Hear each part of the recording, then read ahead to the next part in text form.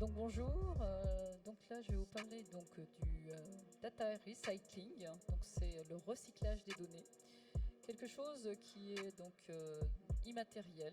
La donnée c'est une ressource qui est considérée comme le nouvel or noir de demain.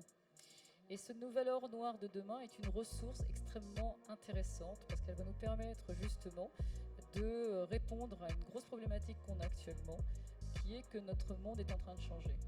Alors pour parler rapidement de notre solution, donc on est un éditeur français de logiciels qui est expert en gouvernance et en gestion du cycle de vie de la donnée et de l'information. Voilà, cette donnée, cette information, c'est devenu finalement une denrée comme une autre, d'accord. On parle effectivement de denrées qu'on ingère pour notre organisme. Eh bien, la donnée et l'information, c'est une denrée intellectuelle. Et donc une denrée intellectuelle, on ne peut pas faire n'importe quoi avec, elle peut être toxique pour nous. Donc imaginez effectivement qu'on ingère n'importe quoi. Et elle peut créer de l'infobésité, elle peut également définir le syndrome de Diogène, c'est ceux qui ne jettent rien. Donc voilà, donc vous pouvez comprendre, c'est que c'est devenu extrêmement important pour nous. Alors imaginez demain qu'on coupe Facebook, on coupe Instagram, on coupe tous ces réseaux sociaux. Alors vous pensez peut-être que nos jeunes vont sortir, ou vous-même, en disant mon Dieu, c'est super, c'est génial, regardez, le ciel est bleu, la nature est verte, c'est génial. Eh bien pas du tout, on va crier haut et fort qu'on nous a coupé de nos libertés, de notre capacité à nous exprimer et à avoir de l'information. Donc on se rend bien compte que cette donnée, cette information est devenue essentielle à nos vies. Et comme elle est devenue essentielle à notre vie, il va falloir réguler et équilibrer son usage. Voilà, nous on existe déjà depuis 15 ans. Depuis 15 ans, on officie auprès de nos clients et on leur permet de gagner de l'argent en réduisant le coût de l'infrastructure, en améliorant l'expérience utilisateur et en ayant une meilleure vision de leurs données pour pouvoir mieux l'exploiter. On a une entreprise française, complètement souveraine. On a un algorithme unique qui nous permet de faire des choses que même nos concurrents anglo-saxons ne sont pas capables de faire.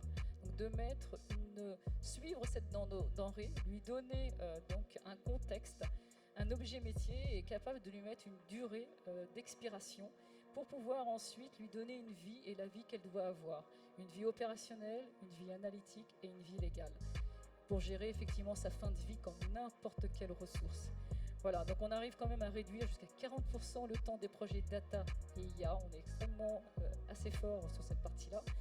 On arrive à optimiser les coûts IT jusqu'à 70% et on arrive à réduire le coût de l'empreinte carbone énergétique. Et on arrive même à réduire l'empreinte spatiale des centres de données.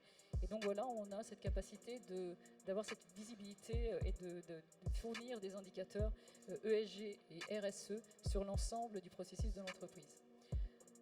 Alors rapidement, nous, l'origine de projet, c'est quoi? Enfin, en tout cas pour le data recycling, comme je vous disais, on existe déjà depuis 15 ans. C'est l'urgence de faire face à la crise et d'accélérer la convergence de la transition écologique et numérique. On ne pourra pas faire sans.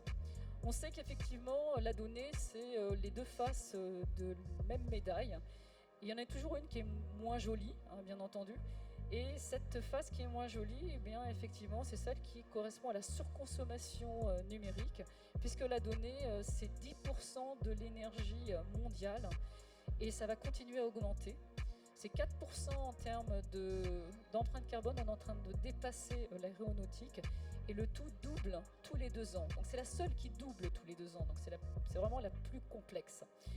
Donc en plus, c'est étonnant parce qu'on demande une responsabilisation des citoyens et des entreprises sur leur énergie. On a effectivement les conséquences de la guerre de l'Ukraine et les risques climatiques et l'impact énergétique. Donc effectivement, à la bodo, cette data et ce numérique. Mais pourtant, il y a une inflation réglementaire autour de la data. Et pourquoi? Tout simplement parce que notre économie physique s'épuise. On ne va plus pouvoir finalement faire ce qu'on faisait avant, consommer, jeter. Et c'est plus possible. Donc l'économie doit passer à un autre niveau et elle doit être maintenant portée par une ressource qui, elle, est illimitée et se duplique à l'infini et qui va avoir de la valeur. Alors pourquoi elle a cette valeur? Elle a cette valeur tout simplement parce qu'on est en train de rentrer dans ce qu'on appelle l'économie de la fonctionnalité et l'économie de la circularité. Alors pour pouvoir arriver à ça, je vous donne un exemple, l'économie de la fonctionnalité, c'est Decathlon qui change de modèle économique en se disant maintenant je vais plutôt aller louer du matériel, le réutiliser à tout le plus possible. Donc ça c'est par exemple dans le premier cas qu'ils ont fait, ce sont les vélos pour enfants. Et ensuite, bien entendu, ils vont gérer les déchets, on va rentrer dans l'économie de la circularité, et là on va essayer de récupérer les pièces et de récupérer les matières. Tout simplement parce que ce n'est plus possible, on ne peut plus manger la terre comme on a pu le faire.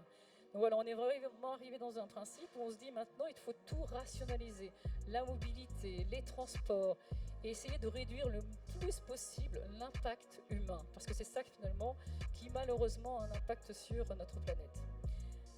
Alors nous on se dit c'est bien tout ça, mais finalement cette donnée elle est hyper importante pour les deux niveaux, que ce soit pour cette transition numérique et cette transition écologique.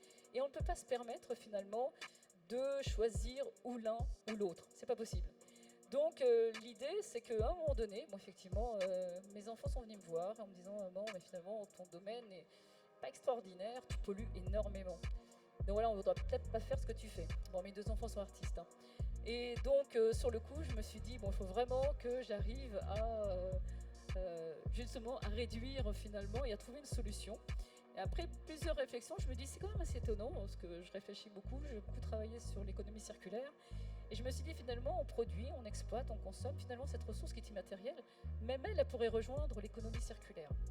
Et en fin de compte, en regardant, je me dis, ça fait 15 ans qu'on fait ça, qu'on réduit, qu'on met finalement une date d'expiration à la donnée, qu'on est capable de l'extraire de façon sélective et qu'on est capable de la mettre dans des espaces énergivores, de moins en moins énergivores, pour permettre à nos clients finalement de gagner en coût d'infrastructure et finalement de pouvoir effectivement gagner en amélioration donc, de l'expérience utilisateur.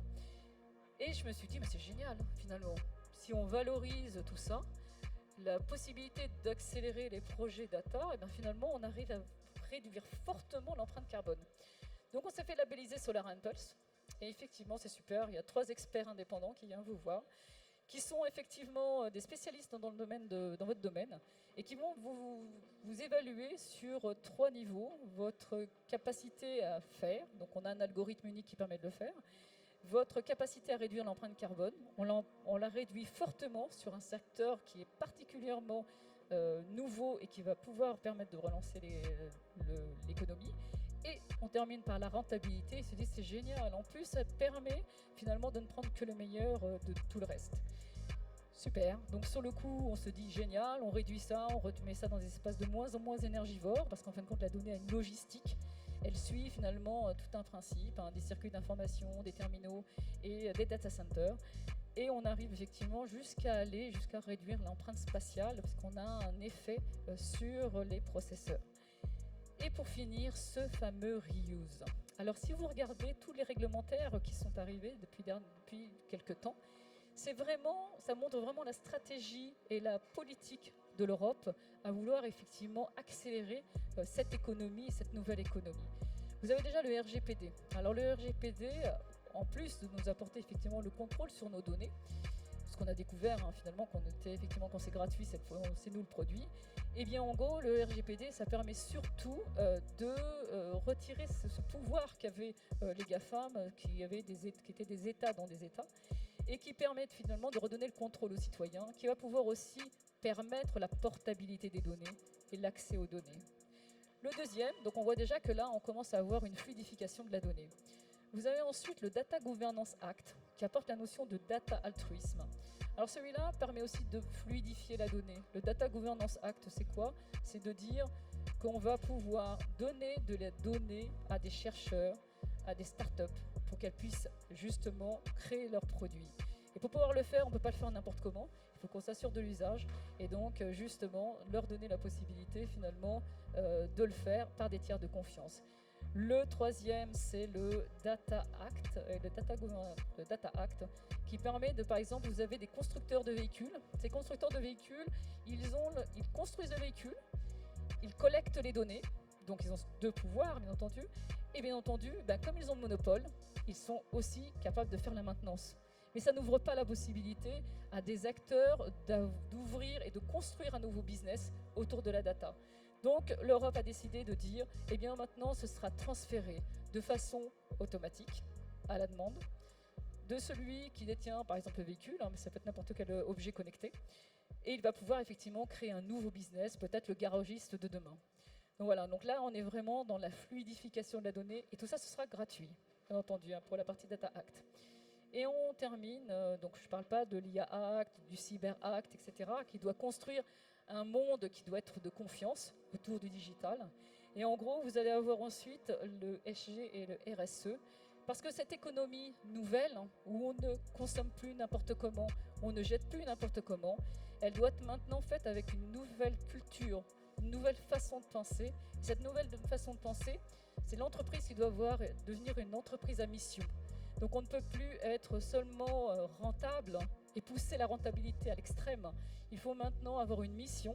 Et cette mission, eh bien, écoutez, c'est une mission de responsabilité, que ce soit sociale, sociétale et environnementale. Et donc voilà, donc là la boucle est bouclée.